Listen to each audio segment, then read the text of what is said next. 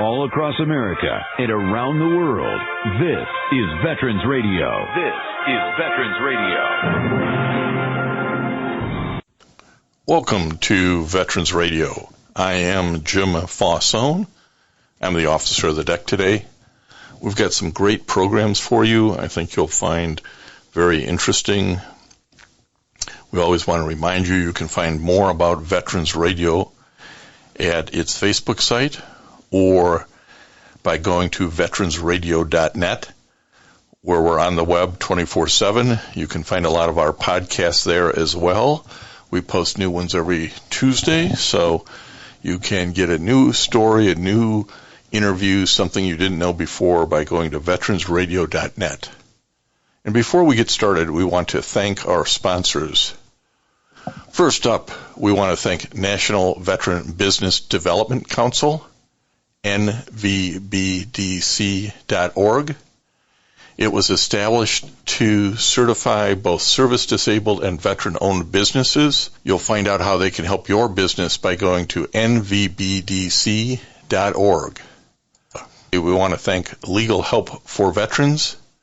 Legal Help for Veterans fights for veterans' disability rights all across the nation. You can reach them at 800-693-4800 or on the web at legalhelpforveterans.com. We've got a great program for you today. It's Mother's Day. We're in the shadow of Mother's Day. Maybe you're listening to this. So if you haven't, call Mom and at least stop and get her a card or some chocolates or flowers, the traditional stuff. And that's whether it's the mom who birthed you or the woman who helped you grow in life and you view as a mother figure. Maybe it's your wife, mother of your kids. So we're reminding you it's Mother's Day, and get out there and make sure that you honor your mother figures appropriately. One of the things we thought we would do here on Veterans Radio then is talk to a couple of women who are in active duty, but who are moms. What's special about that? What's the challenges? What do you see as the positives, maybe the negatives of being in the service of the country and trying to fulfill your role as mothers, which is, most important of all the roles that you might have. In 2021, women made up 17% of the active duty force. Now, they're about 21% of the National Guard and Reserves, so you see a little more of them in the National Guard and Reserves. But, that's a big percentage of women who have served or are serving. I think the statistic is, we'll look at it, but like 19% of veterans are women, something like that. We'll take a look at it. But moms are still a rarity in the military because juggling active duty service, rotations, and all of that, obviously a challenge. But we're going to talk to a Army Staff Sergeant and a Lieutenant Colonel in the Air Force Reserves to get their views on what it's like to be a mother in the U.S. military. We want to welcome to Veterans Radio today Staff Sgt Katrina Farley, United States Army, and we're going to talk about her career, but she's also a military mom, and we're going to talk about her 3 kids and what it's like to be a mom in today's Army. Katrina, welcome to Veterans Radio. Thank you, Jim. I appreciate it. Now, Katrina and I go back a long way. I know her parents well, but we're going to start with, how did a nice girl like you end up in the United States Army? Well, it's really a family legacy. Both my parents have served. They were both Air Force, and my oldest brother was Air Force during Desert Storm, and my second older brother was a Marine for 10 years. So it's just family tradition and that want to serve. Well, that it is a public service issue. It's something that kind of gets into your DNA. And you started out in the Tennessee National Guard in 2004 and moved over to active duty, I think, in 2008.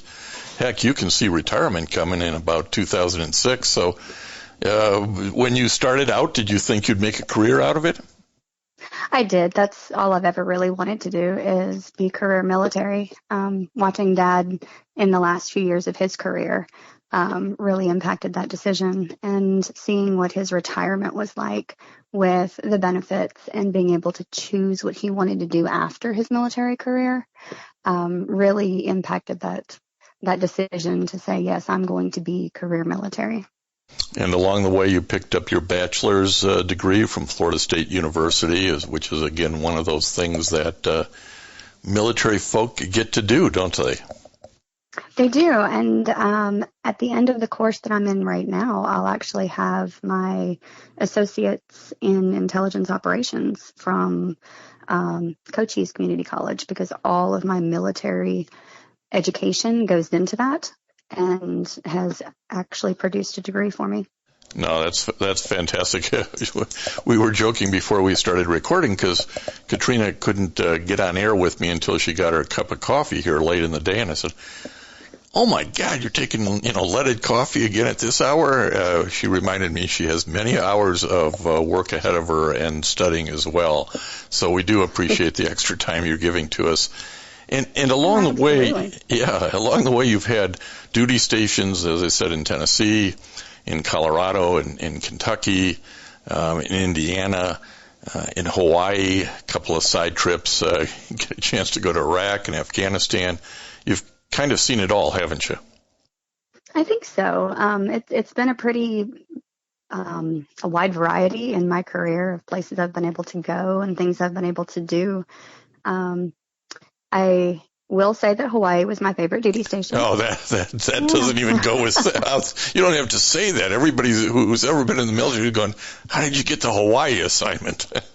Right. And that was where I went to Afghanistan from, was when I was in Hawaii, and I got to work with the PACOM Intelligence Operations Center, and it was a really cool experience. Just, they have everything kind of encapsulated out there, and it made for a very, very interesting tour. Tell us a little bit about what your MOS is and the job duties that you've done over this 18-year plus career. Well, I am an intelligence analyst with AllSource. So all of the intelligence gathering comes to our desk, and we provide the analysis and interpretation of the reports that come in. I spend a lot of time in a basement with no windows. That's just where a lot of the intel work gets done. Hopefully not in Hawaii. Hopefully the basement, at least you had windows in Hawaii. No, we draw pictures and put up stickers of windows to pretend that we can see the outside world. But no, even in Hawaii, we were in the basement. But we do a lot of analysis. We do a lot of briefings and just trying to make sure that whatever information we have, it doesn't become intelligence until it's disseminated. So if you're holding on to information, it's not getting where it needs to be to help affect the and influence any of the conflicts that we're in.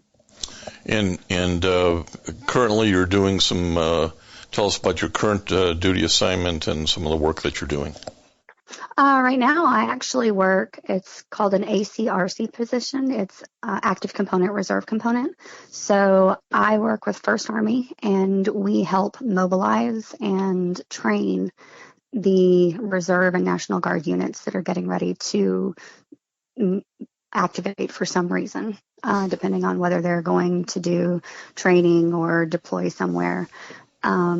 We help make sure that everything is going to plan, and we work with them to get them out the door and successfully complete their mission. So I've mentioned a couple of times you're 18 years into this, because now we're going to turn to that aspect of it being a military mom. You have children who are 12, 7, and 5. Give everybody a little snapshot of these little rascals.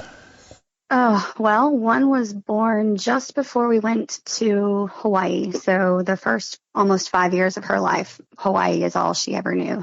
We had one born in Hawaii, and then we had one born in Tennessee.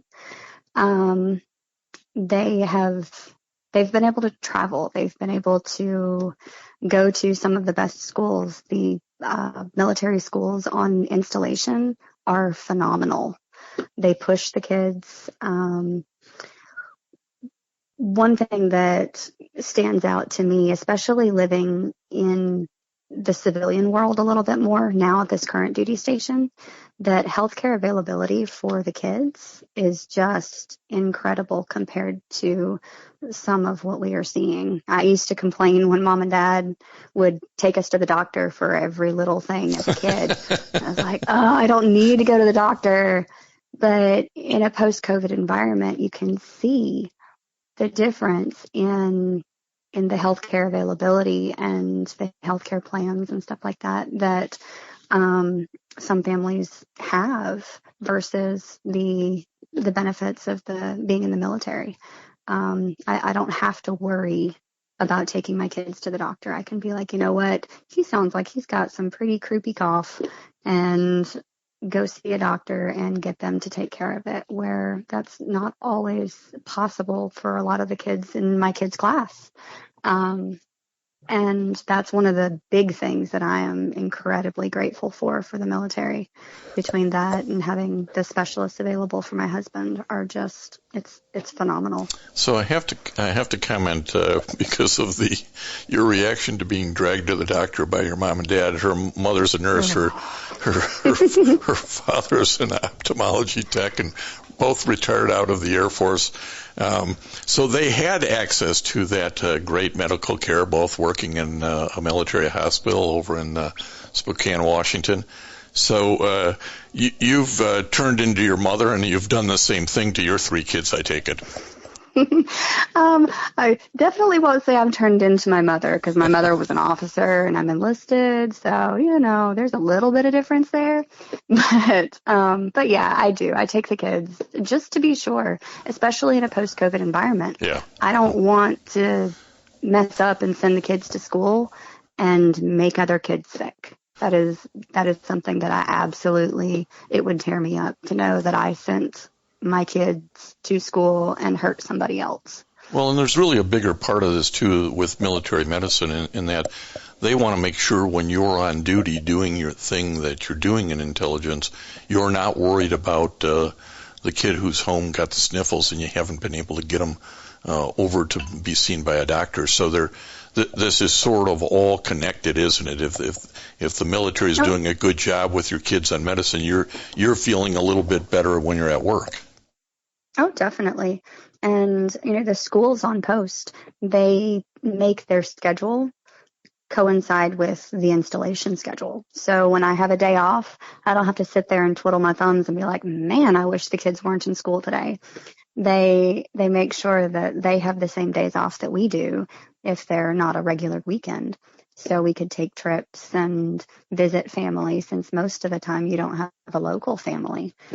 We've been blessed that Nana and Papa, or my parents, are with us all the time. So we can see them, but we still travel to visit other family members. One of the things you mentioned in passing, and I don't want to dwell on it, but you mentioned your husband has a progressive illness, and again, there's a certain amount of comfort coming from having specialists, having the Army military medicine here that can attempt to deal with those sorts of things, isn't there? Oh, absolutely. And I will say that this last PCS move, this last change of station from Fort Campbell to Camp Atterbury, his specialist is actually a civilian at Vanderbilt in Nashville. And it was taken into account that we really, really liked this doctor, and that he had been the best doctor that my husband has had in 30 years. And he's able to maintain seeing that doctor at this duty station as well.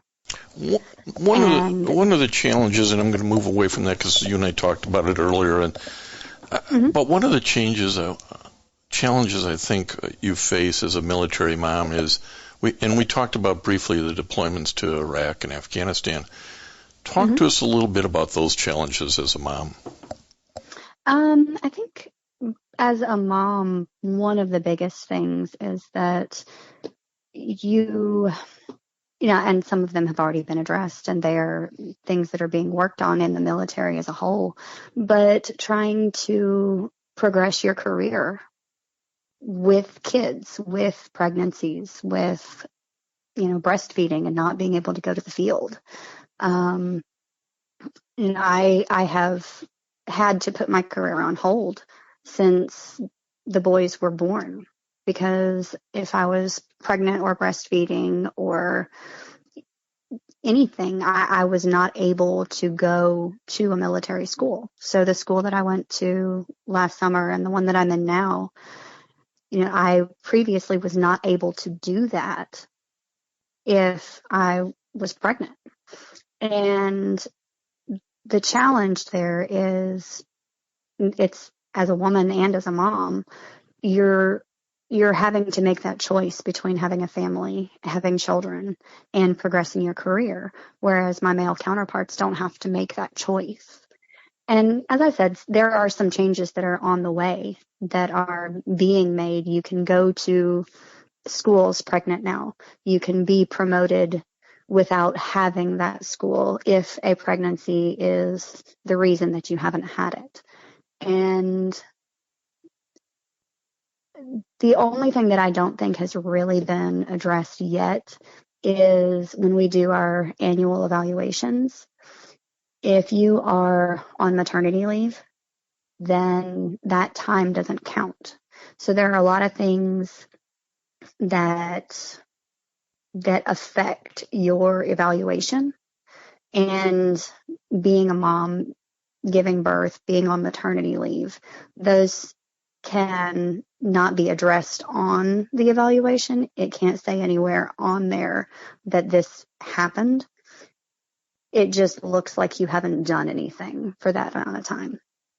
Yeah, and as the number of women and by correlation the number of moms in the military increases, these are the sort of changes, slow in coming, but have to come to continue to draw women into what can be a really interesting, a really exciting career for them. But you gotta work on it a little bit, and hopefully the Army is doing that.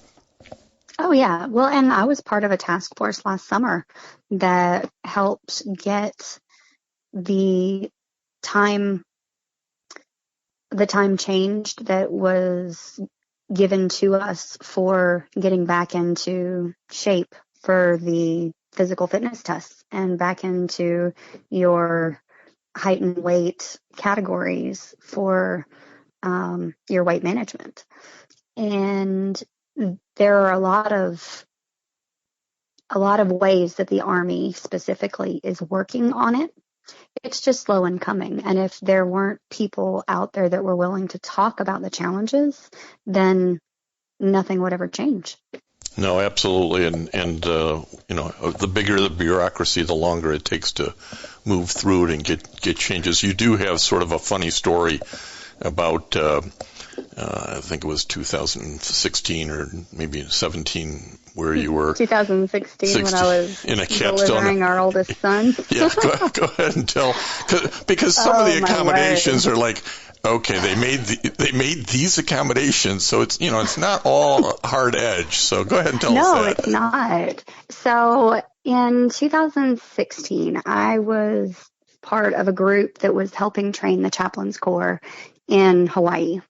And there were a lot of, I did key leader engagements because the chaplain is part of the group that goes out to engage leaders in areas when we go to deploy. So in Iraq and Afghanistan, any leader engagement included a chaplain or a chaplain's assistant. And they don't get a whole lot of practice on that. So there was this training program that was put together, and I was leading the key leader engagement piece of it. And I did the training for it. I did their classes, and there was a capstone event that was happening in May. And I was pregnant with our oldest son. And you weren't a little bit pregnant. No, I was extremely pregnant. You were 9 months pregnant. I was 9 months pregnant the day this was supposed to happen. And I told the division commander, I told my G2 that I wanted to do it. I had been working on it my entire pregnancy and before, and I wanted to finish what I had started. So they got authorization for me to be in a field environment because typically pregnant, they don't want you to do that. They gave me a government vehicle so I could get to a bathroom without having to try and use a porta potty at 9 months pregnant, which I greatly appreciated. And there were going to be Blackhawks on station for medevac. They were doing a training block on medical evacuations for the chaplains. So they got authorization for those Blackhawks to fly to Tripler if I happened to go into labor. Well, I went into labor a few hours You have to be one of the few people who can say, I had a Blackhawk helicopter standing by to get me to labor and delivery. Yes. Unfortunately, I went into labor before the whole thing started. My husband was telling the baby goodnight, and he's like, I need a Star Wars baby, because May 4th was the next morning. And lo and behold, I went into labor. And instead of going to the field at 4 o'clock in the morning, I went to labor and delivery. Again, just that there were folks in your unit all the way up to the commander who were going, okay, we can figure out how to make this work. We need a car. We need a helicopter. Oh, yeah, definitely. Well, to be fair, though, the helicopters were already going to be there. They were just saying, hey, you know what? You can have a ride if you need it. Well, you'll take it that way, right? Right. So we've talked about some of the advantages of being a military mom as it relates to the kids relative to, school and medical availability. In the military, you get to meet a lot of people from all over the country. How do you see your 3 kids' development as a result in being in these different locations and meeting different people? Have you noticed an impact from that? With the older ones, yes. Declan, the youngest, was born in 17, so he was still really little when COVID hit, and he has had his first year in school with pre-K this year. So I don't think being exposed to a lot of different people has really impacted him too much yet. But for my older 2, absolutely. My oldest went to a local pre-K when we were in Hawaii, and she was one of the only non-islander, non-local kids in there. And she absolutely just flourished with them. She got to learn all kinds of different things about the island itself. She got to learn about the history of Hawaii and just kind of delved into the culture. And then she has definitely learned how to say hello and goodbye to friends. And I think at an earlier age, she has learned that the more open you are when you meet people, that the quicker you're going to make those friendships and the longer lasting they're going to be. So she has been the one that has moved most with us because the boys are still kind of young, and she still maintains friendships from 2 of the other previous duty stations. Well, she's in 6th grade now, and yes. Your first son is in 1st grade, who's about 7. These are 7 to 13, 14, 15. These are pretty formative years. Have you seen kind of positive impacts as a result of being in this, military family, which is really a family tradition of the Woods and the Farleys here? So, talk to us a little bit about how they feel that tradition. I think they when I pull my daughter in with her peers, I can see a little bit difference in the maturity levels and the responsibility. I believe that she specifically pulls that down from me and from the military service and from being regimented in what we have to do and when we have to do it. Work before play definitely is very much felt in our house, as it was in ours growing up. It's just the way military life is. You make sure that you get everything done that you need to get done before you go have fun and do the things that you want to do. Well, and as you mentioned, she learned that friends come and go for reasons outside their control, but you have to be then open to making new friends, don't you? Yes, and that wasn't as much of a struggle at our last duty station, because she was going to a military school. It was the one that was on Fort Campbell, and everybody there had somebody that was working on post. So you gained friends and lost friends as the cycles changed and everybody moved to their new duty stations. And coming here and going to a civilian public school, it was interesting for her, and to watch that transition and see her adapt was just amazing, because she walked into this school, and Lincoln did too, walked into this school, and all of these kids had lived here their entire lives. They'd been friends since they were 3 or 4. They knew everybody. So they walked in as these new kids, and within a week, they had found their place. They had found their people. And it was really exciting to watch. And after being in virtual school since 2020, this was their first year back in public school.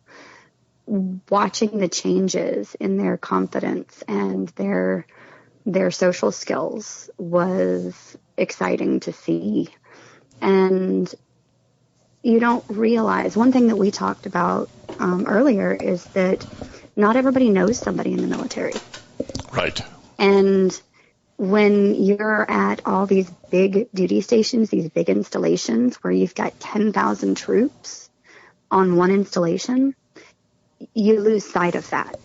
Yeah. And you get to a smaller duty station like I'm at now at Camp Atterbury, and I stop at the store on the way home, and I have people stopping me every 5 minutes to say thank you, which was very disorienting to begin with. And now I'm more used to it, and I don't stumble in my response. I'm very grateful for the support, but it blew me away. And it's something that you don't realize going into these schools. I do volunteer work at the school now, and I do it on my way to work in the morning a couple of days a week. And I go in uniform, and the kids just have these big bug eyes at, oh my word, there's a soldier in our school. And being able to bring that to them has really been special for me.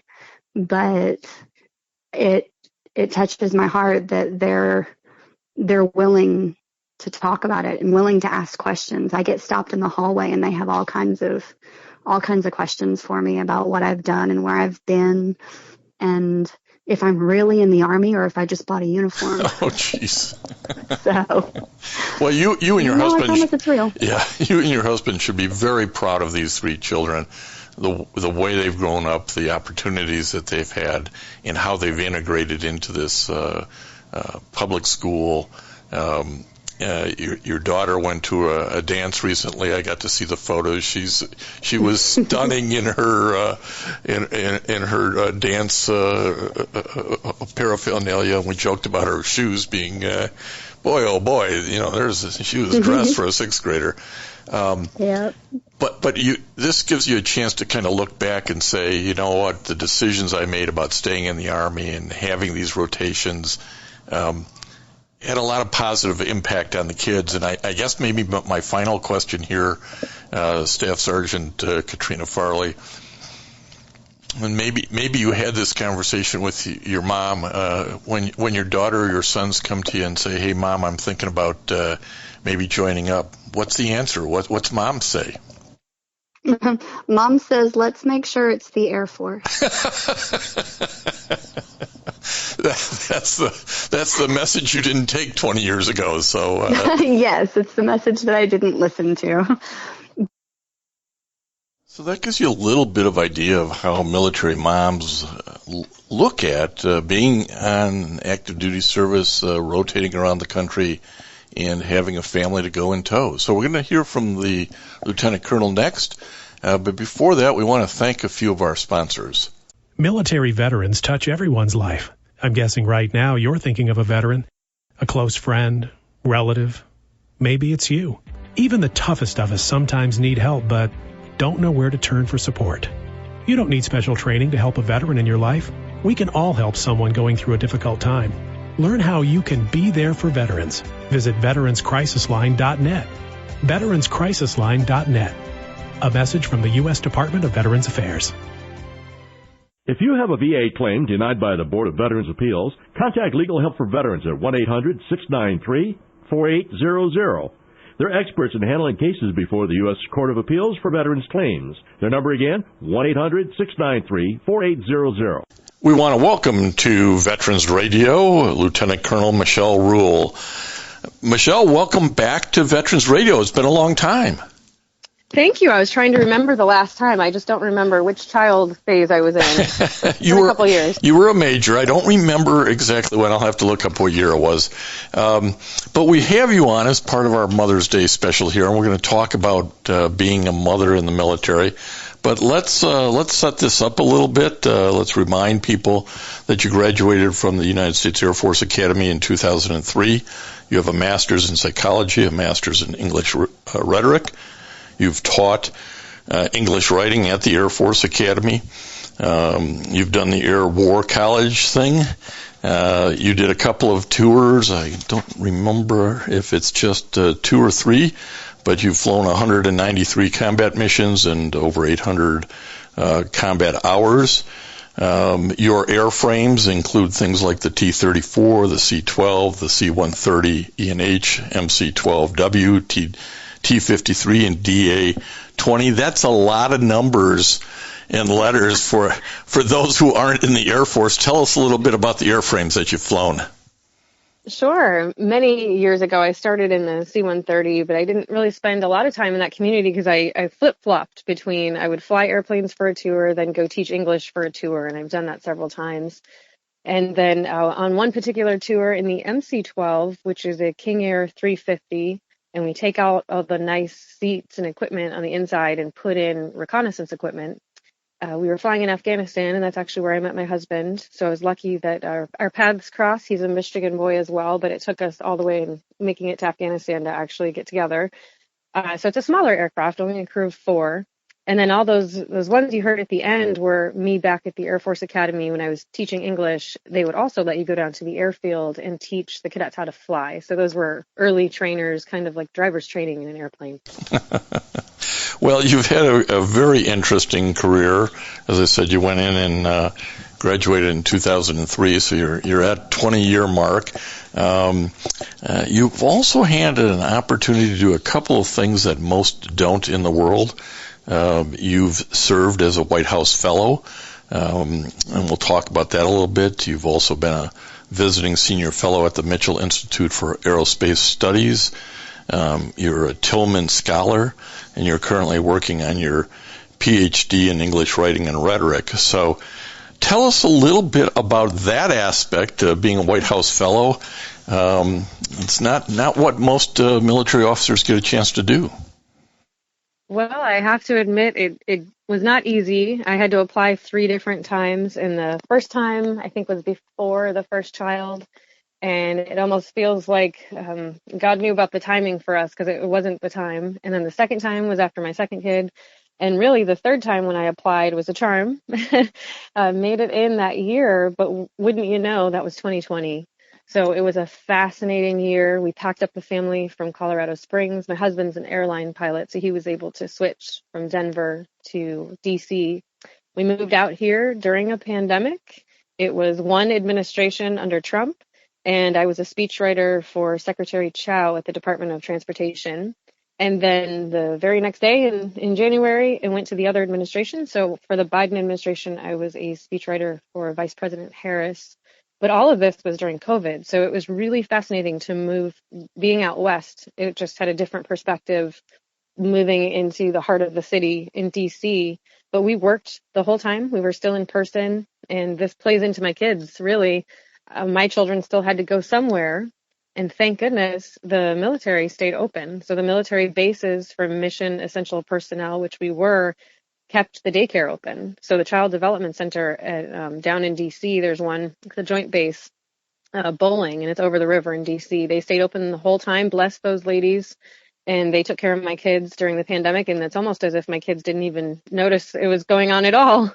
Well, I'm sure they didn't, but mom and dad certainly did.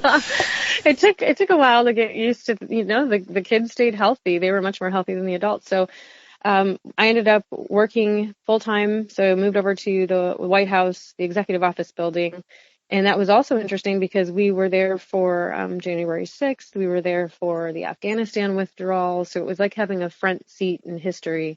And I don't think I've processed it all yet. But to be honest, it was the first job in 19 years in the military where I was home every night for dinner with my kids. So while it was a stressful, unique year, it also was the closest our family has been.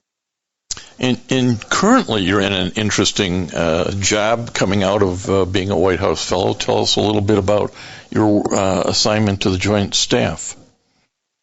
It was a follow-on assignment, but I honestly owe it all to, at the time, it was Vice Admiral Stu Munch, and he was a former White House fellow.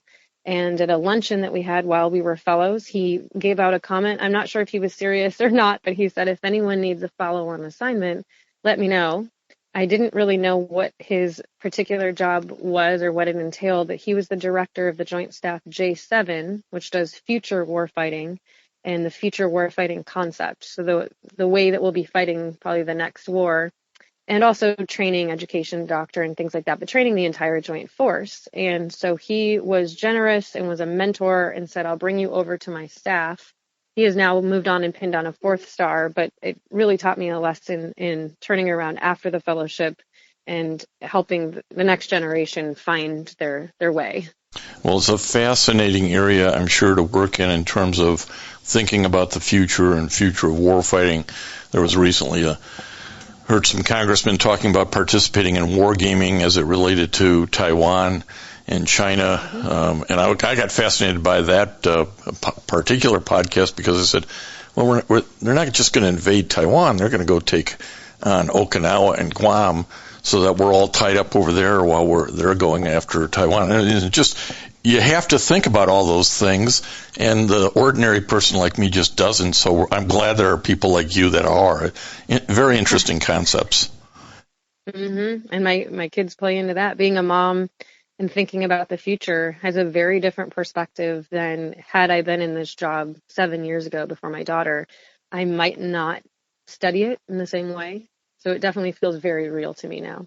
So we do have you on to sort of give that sense of what it's like to be a mom in the military. You have 2 children currently, and you're attempting to adopt a 3rd. So tell us about your two children. I would say they couldn't be more different. You have to learn each child's love language. So my daughter is a spark. She is 6 going on 26, dresses herself, learned how to swim at 2, and it's just fascinating. And honestly, it's karma. She's all the things that I put my dad through. I was going to say the same thing. And I go, okay, this is payback time. Oh, yeah. He was out visiting recently, and he would just laugh sometimes and say, wow, it's your little clone. And so I can't get mad when she does something that's so independent and strong. And I think that is going to serve her well later. And on the opposite end, my sweet little son, he's adorable. He'll look at you with big blue eyes and then smash something. We call it like the Hulk smash. We call it the Theo smash. His name's Theodore. He'll just take a milk jug and smash. And man, the little boys and little girls, I don't care what society says, they are different. And he is a little destroyer of things. But then at the same time, he's cuddly and sweet, and I can't say no. So they are completely different. And you mentioned we are trying to adopt a third from Honduras, and we're not sure yet. We haven't had a placement, but they told us about a little girl who's 3, which would be the same age as my son. So we'd have instant twins. So I'm not sure if that would make life easier or more difficult, but we're waiting to hear about that one. So one of the things that certainly happens in a long career like you've had is you get a lot of movement or rotation between bases. As I mentioned, you've done the tours in Afghanistan. At this point of your career, it's a little more settled. You've been in D.C. now for a couple of years, and that's probably been great for the family.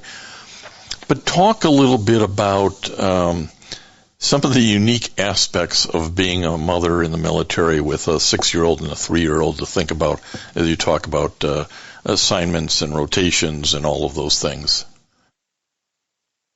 It's funny you mentioned that. We just found out we're most likely moving back to Colorado, probably July timeframe.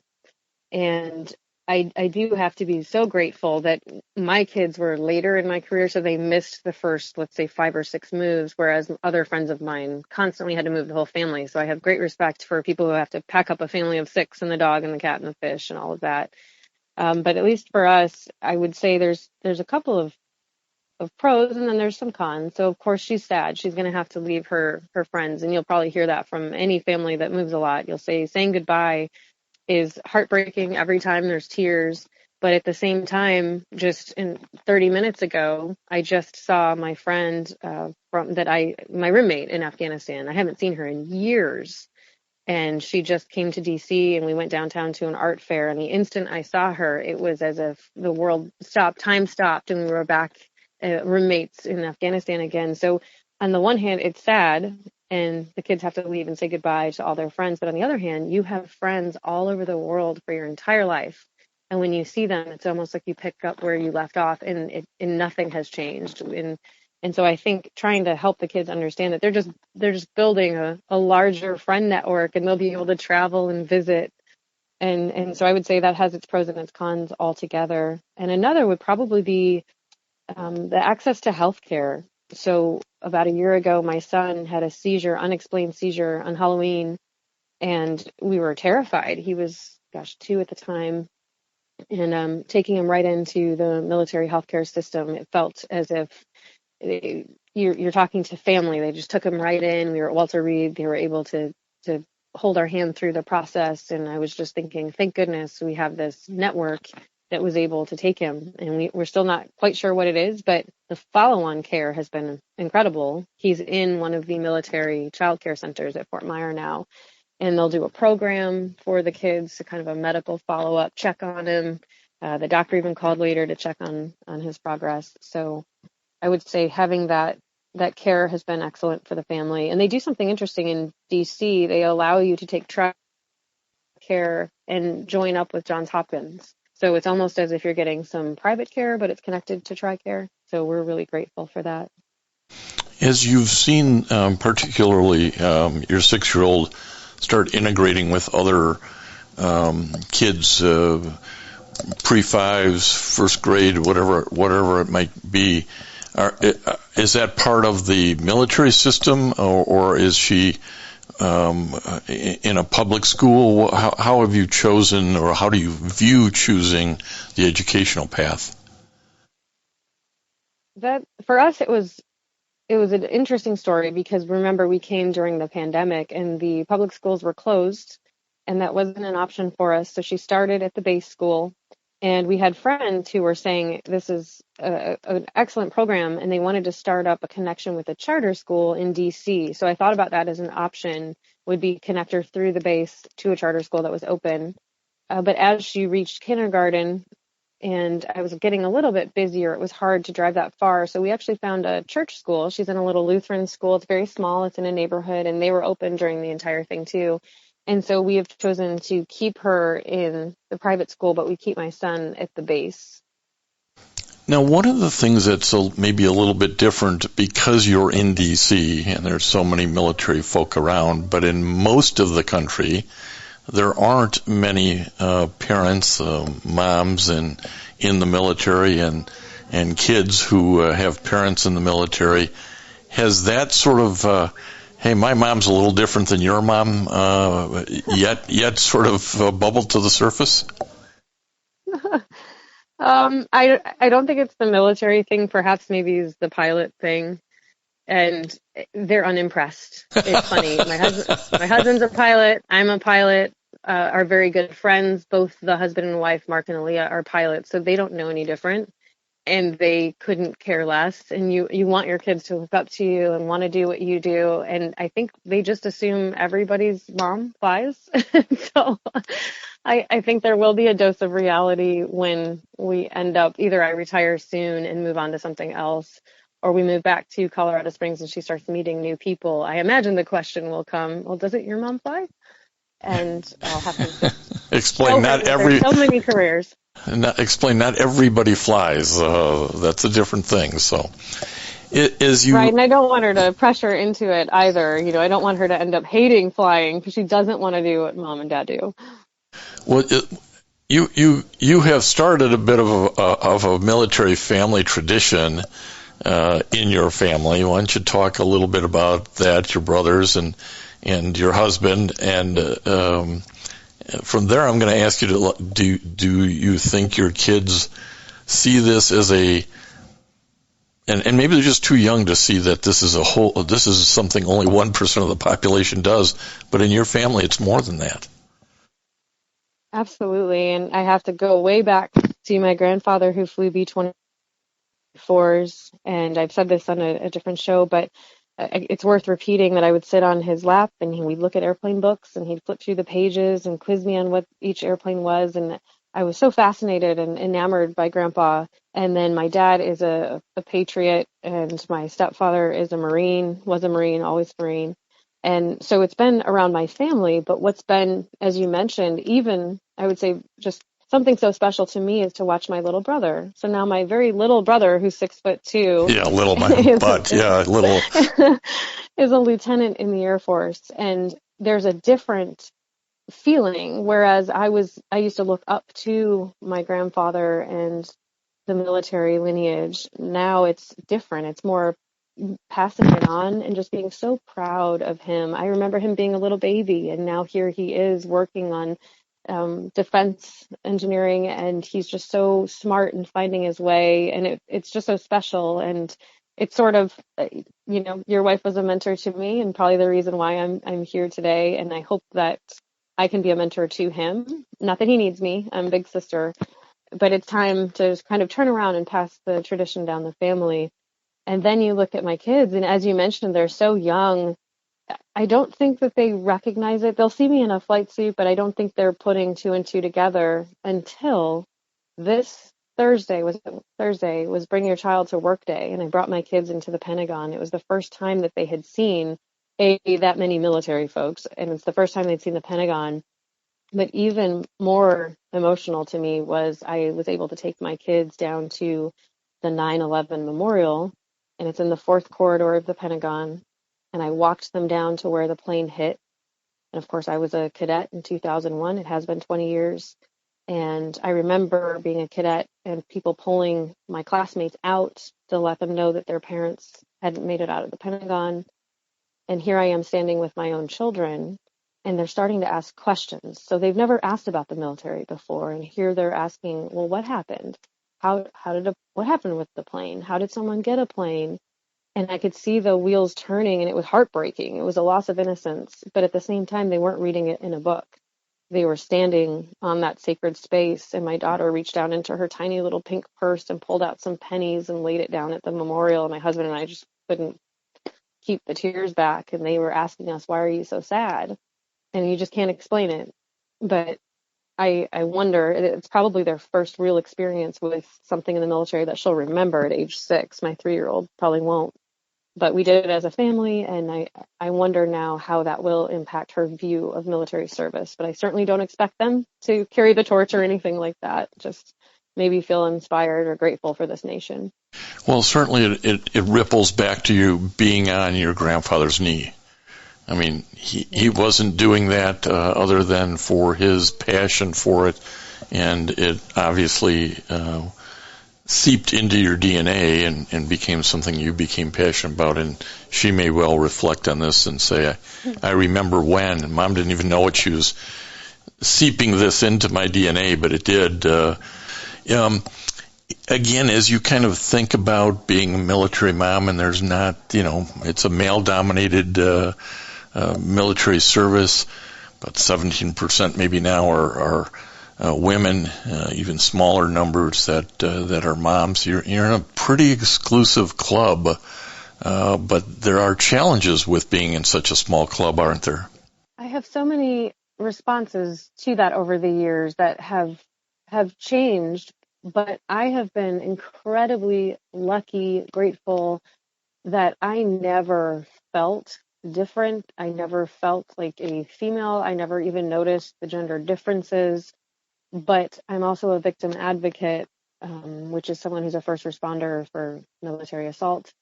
And I have sat with people who have definitely faced a much different challenge than I have. But I have been incredibly blessed.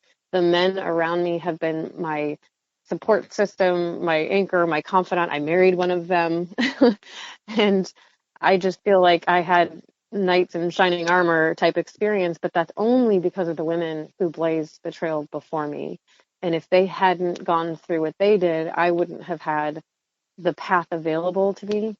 And I would say the only thing that people care about, at least in my community of flying, is can you competently and safely fly your aircraft? And gender hasn't really played into that for me. And so I hope that now, a generation later, that's even more so. I hope that we just keep blazing the trail. But I do know that other people have different experiences. I think I couldn't be more proud of the other men around me. And it is, as you get older, there are fewer and fewer women just because we're getting older and getting out and retiring. So it's a handful of us, but there's still plenty. You've always had a lot of community activity with children, with those who are overcoming challenges. I know in Afghanistan you had the opportunity to volunteer and work with local children in an Army-run school for Afghan children. That's sort of the uniqueness about the military, right? You get that opportunity to do some things all around the world and with all kinds of different folks. Maybe it's mothering, maybe it's nurturing, whatever you want to call it. But it's been an interesting experience, I think, for you, hasn't it? It has, and it was something I didn't think I'd get to do. So I thought joining the military, it would cut me off from, for instance, in high school, I used to work with horses at this camp. And sometimes they'd have troubled teens come out, and we'd use the horses in therapy with teens. And I saw these beautiful relationships where really tough kids who'd been through a lot would connect with an animal, and it would bring healing. And I thought, oh, well, when I go into the military, of course I have to give that up because I'm moving around the world and I'll be flying. Hopefully, I didn't know I'd fly that back then, but I hope to. And it couldn't be further from the truth. Every base that I have been to, if you seek it and you find it and you ask questions and you build relationships, I have been able to find either a horse center or an equine therapy center at every base I have been at. And I've been able to start my own nonprofit that moves around from base to base. And I've also been able to find teaching opportunities, either with children or with college students during every single move. But they didn't pop up. I sort of had to keep looking for it. But I've been able to navigate flying and the teaching. And I wouldn't have had, I don't think, those opportunities. Why would I be in Northern California, for instance, a girl from Detroit, Michigan, but I end up out in California where they had a horse center, Colorado Springs. I've been teaching in Africa. I was able to go during grad school that the Air Force sent me to. And it's almost if you seek the opportunity, you can find it, but you certainly don't have to give up your passions. You just have to sort of find time management. Well, that's one of the things as a military mom you've got to have too, is good time management. Well, we really appreciate the time that you've provided to us today on Veterans Radio. Michelle is an old family friend. I say old because I know her dad well. She knows my wife well.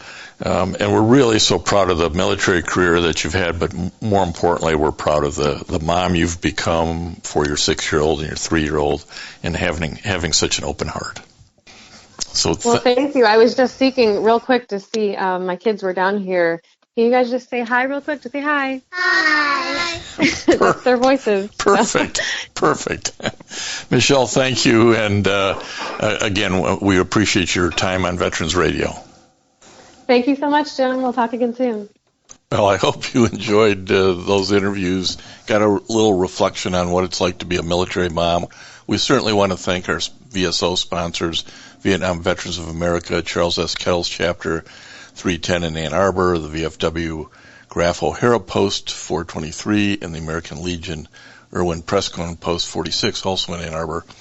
We can't do what we do without them. We do enjoy bringing you these conversations and having the chance to kind of give you something different to think about, different to look about. Here's two women. They're serving their country. They're both hitting that 20-year mark, and they've been able to be great moms as well. So you're not giving up one thing to do something else. So this has been Veterans Radio. I'm Jim Fausone. Next week, Dale Throneberry will be back. We're in our 20th year, approaching our 1000th program. We're pretty excited about both of those things. Encourage you to go to veteransradio.org or veteransradio.net to check us out. Go to our Facebook page to see what we've got going. We post something new every Tuesday on our podcasts. Until next time then on Veterans Radio, you are dismissed.